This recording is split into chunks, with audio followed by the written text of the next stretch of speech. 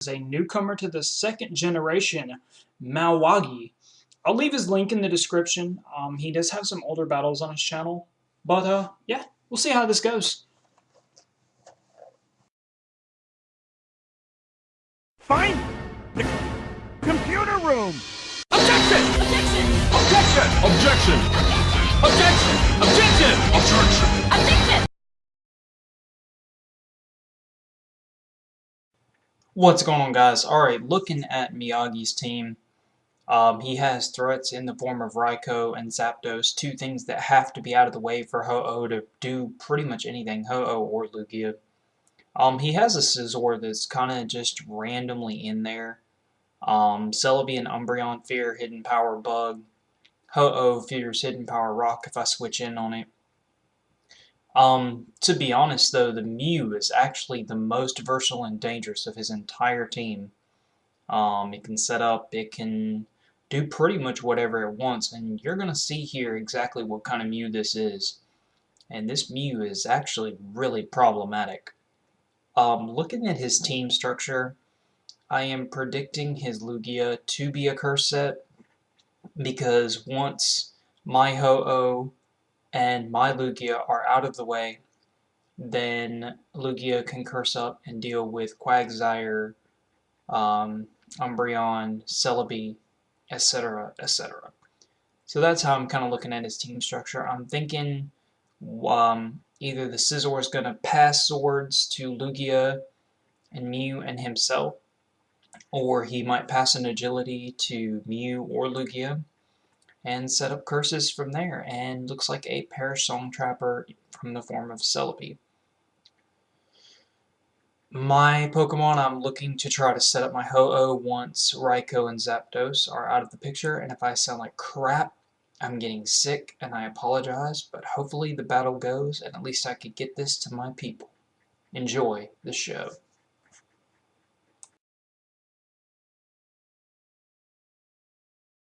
Alright, ladies and Gentlefish, let's get right into this Uber's battle. You can see here, leave a comment down below about the quality, because I just feel like this one's not as good. But yeah, let's get into this battle. Also, I apologize for no witness statement this time. I was a bit in a rush to get this one done, but hopefully soon I'll be able to get that started for you guys, because I think that would be a really, really cool with the witness testimony. So I have some kind of Case 3 team from Ace Attorney Trials and Tribulations, and let's just get it started. I'm going to lead here with Ambassador Polino. Polino pretty much is a good lead. He's my Rest Talk Sacred Fire Ancient Power set, and he is going to lead with Celebi. Now, figuring he was going to go into either Lugia or Zapdos, both of those I feared more than that, because they don't want to take a Sacred Fire, because that's a bad matchup for Celebi, so Celebi is definitely going to be switching out, and he's going to be going into Lugia. So the Ancient Power was a pretty good call on my part. You're going to see these two birds battle it out this entire match, so it's pretty much the highlight, I suppose. So he's going to bring in Silver Star, because I guess he needs a bigger bird on the field than I do. For the most part, Ho-Oh is more specially defensive than Lugia and can take hits better. Plus I have the Rest Talk. So I'm going to just go into Yatagarasu, just predicting whatever, and he just decides to go for the special Thunderbolt. So at this point, I'm guessing Thunderbolt and Recover. My question being if this Lugia is carrying any other kind of physical moves. I do need to apologize for one mistake in this video, that Umbreon cannot learn Thief, and I guess I was, which makes no sense, because he can Pursuit and he can do everything else, but he can't learn Thief. So in comes Scizor, and I'm just going to go for the Thief and steal the Quick Claw here. And Yatagarasu does not like this matchup versus Scizor. Regardless of the hidden power, Steel Wing is still not something I'm going to want to be taking, so I'm going to switch out because this matchup does not work for me and I can't damage him. And I'm just going to switch out to Ambassador Polino again, who really doesn't fear anything. Now, he's going to set up a Swords Dance here, and he knows he's not going to be able to get anything going with Scizor, and he's going to need to switch out. Figuring he is going to switch into pretty much whatever, which happens to be his Mew. I should have gone for the Sacred Fire. I think there's 2 or 3 points I could have gone for it, but I'll just go for the Ancient Power. I do get a crit. It ends up not mattering because I don't get a boost, which is kind of crappy, but at least Ho-Oh stands a good chance against this thing. And I'm thinking, okay, it's a Mew, probably Thunder Wave, probably this and that. So I'm just going to go out to Hazakura, see what kind of Mew this is, and scout. And he is a Swords Dance Mew, which I almost wonder exactly what this thing is capable of doing. You know, you read about it on Smogon being one of the top Uber threats and what it can do. So I'm just going to go for the Stabbed Earthquake here, and it does not do very much at all. Mew is actually a lot bulkier than a lot of people think. And Chastity was telling me before the battle, she was like, Travis, you should bring a Mew. And I was like, I don't want to bring a Mew. So instead, I'm going to let this thing set up to +6, and I'm just going to Sludge Bomb, and I am going to get the Poison Hacks, and it is going to be the first crucial key in taking down this Mew, even though he does have the Soft Boiled. Now, knowing he has Swords Dance and Soft Boiled, I want to see what 2 attacking moves this Mew is carrying, because it'll lead me to wonder how I'm going to end up dealing with it. I'm just going to keep going for the Earthquake. As he's already at +6, there'll be no reason for him to set up any further. He's going to carry the Submission. Now, seeing the Submission, thinking unresisted coverage, he's probably also going to have Shadow Ball, but that ends up also not being the case. Now, Mahazakura is at 143 health, and I debated staying in right here and just continually Earthquaking, but I didn't. And not having Roar on this Quagsire ended up being a big deal because I could have just roared this stupid nuisance out of my way and rested off. But I don't. So I'm just going to go out to Vera Misham, and it is going to Soft Boiled again. I want to Perish Song this thing. I think it's going to be another step in taking down this Mew. And I'm hoping he's just going to get stay with over prediction and continually just going for the attacks and the recover and staying in to take the Perish Song. But I don't know if that's going to happen. I'm just going to go out to Smeargle. Smeargle I really don't need in this battle. He's going to end up being Death Fodder. I kind of figured he'd have Shadow Ball, but again, that's where I see the Rock Slide, and I was hoping that's what he doesn't have, because that's super effective on like all of my team except Quagsire and Celebi. However, Celebi and Umbreon both take +6 Rock Slide a lot better than anyone would think. Again, we go back to the fact of 2nd generation and the bulkiness that each Pokemon had. And you can see that Yatagarasu is actually still very bulky, as is Celebi, and can take +6 attacks from this thing. And if I can take Rock Slide, I can definitely take Submission. Now, I was thinking he's going to go for the Submission, but he just goes for the Rock Slide, predicting me to go into Ho-Oh or Lugia, predicting his Submission, which is a beautiful, beautiful prediction. I mean, you're awesome for that. You've never played an Uber's battle, and here you are doing, like, really, really good. So I'm going to switch my Umbreon out, and I'm going to go into my Hazakura, my Quagsire. I'm not really worried about too much, just going to let Rock Slide do its course, and Critical on the Rock Slide is going to take out my Hazakura. My Temple has fainted. Not that Quagsire is a temple, but, you know, you get the idea. Now, next up on my list is Vera Misham. Vera is good at setting up the Perish Song. I can protect off. I can do pretty much whatever. So I'm just going to bring the Perish Song down now, as this Mew has already done way too much damage to my team. And there's a +6 Rock Slide. Not even half. That gives me an ability to pretty much just stay in on this Mew pretty much all day long. I've got Recover, I've got Heal Bell, and I've got Protect. So it really doesn't matter either way. And Rock Slide's going to finally miss, as I'm just going to Recover and let the Poison do its damage that it needs to do. And just allow this Mew to either have to attack me directly. Now, even at this point, I guess my brain lapsed and forgot there's only 4 movesets, because for the longest time I thought he had the Shadow Ball, and that is exactly why I went to Smeargle, which would have been a good play had he not gone for the Rock Slide or not had Rock Slide. So he does end up being intelligent here and switching out, which is what I wanted him to do anyway. I wanted to get his +2 out of the way, just because of the fact that it's pretty much going to wreck the rest of my team if I don't. I'm pretty much using Celebi at this point as a bulky phaser. And you know, it's kind of funny. In my mind, I think Celebi really should be OU, but there is no way that should ever happen. Celebi is far too bulky and is not to hit KO by anything bar bug attacks. So it would be a Parish Trapper with greater prowess than that of Mischievous. I'm just going to go into Karain here. My Karain can set up all day on this Lugia. Mine's only slightly darker. But I'm just going to curse up. And I'm kind of checking to see what kind of Lugia he is. I see Thunderbolt, which obviously does not damage Lugia very much. I'm not really worried about the paralysis either because I have Curse.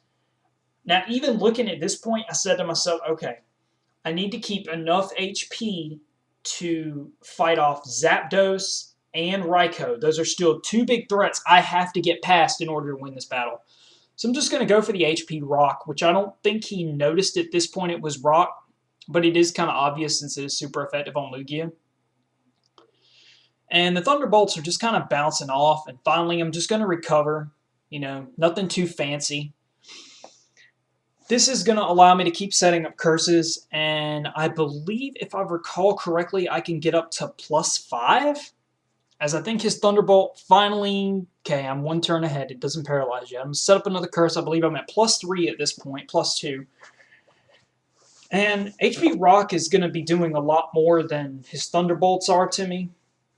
So, I'm glad I played a lot safer in this battle. I feel like, had I not, with the recovering Lugia, I think I would have lost.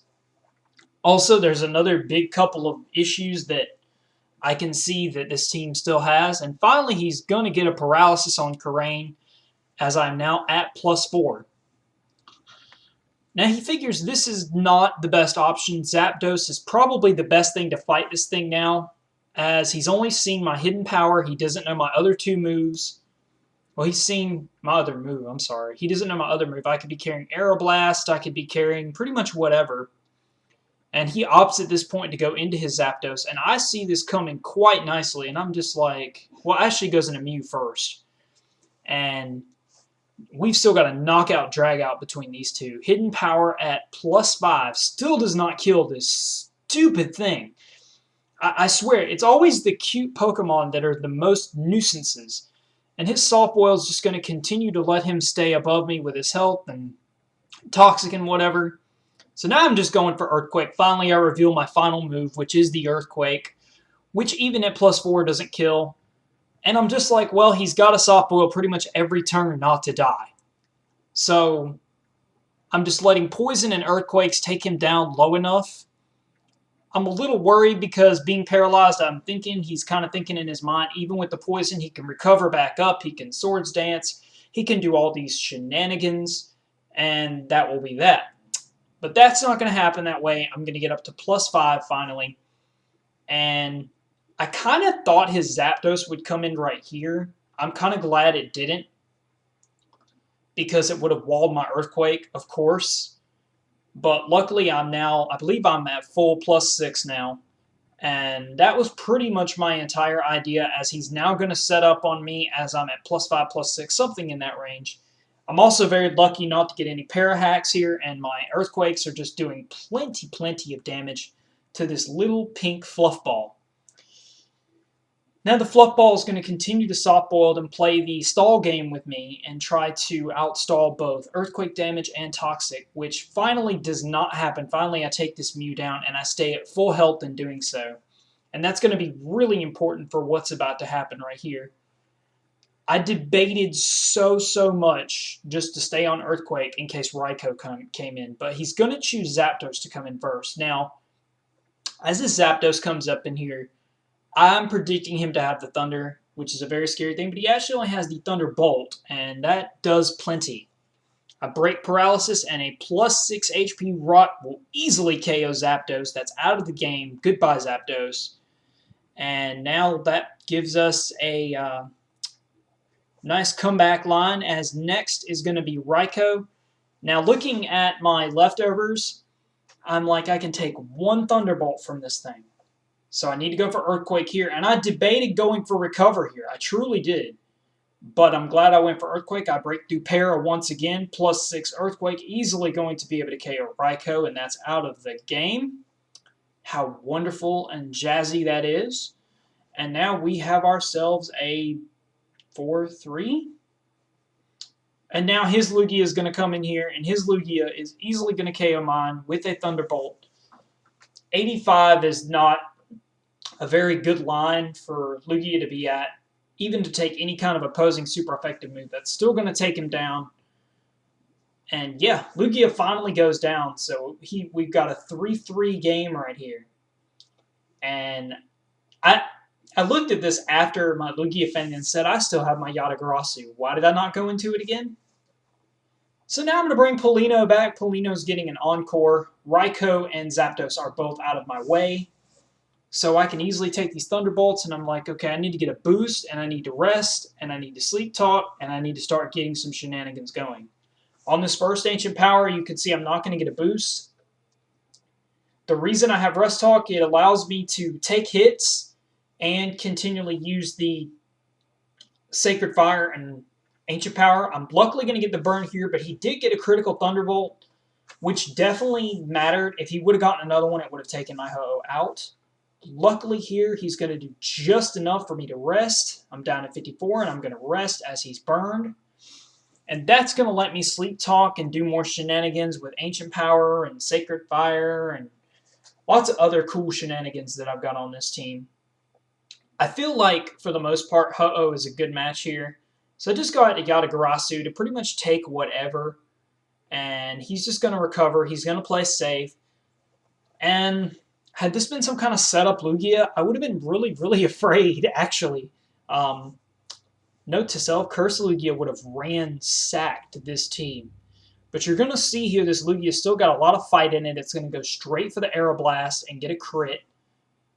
Now, being burned, had Aeroblast not crit, as you will see on this next turn, Aeroblast is going to do slim to nothing on Umbreon. And it takes that really, really well. So I'm thinking I'm going to be able to rest here as he's sleeping, he's getting leftovers. But, you know, he has that high critical hit, Aeroblast, and that is going to take my Yatagarasu down. So now we've got a 3-2 game.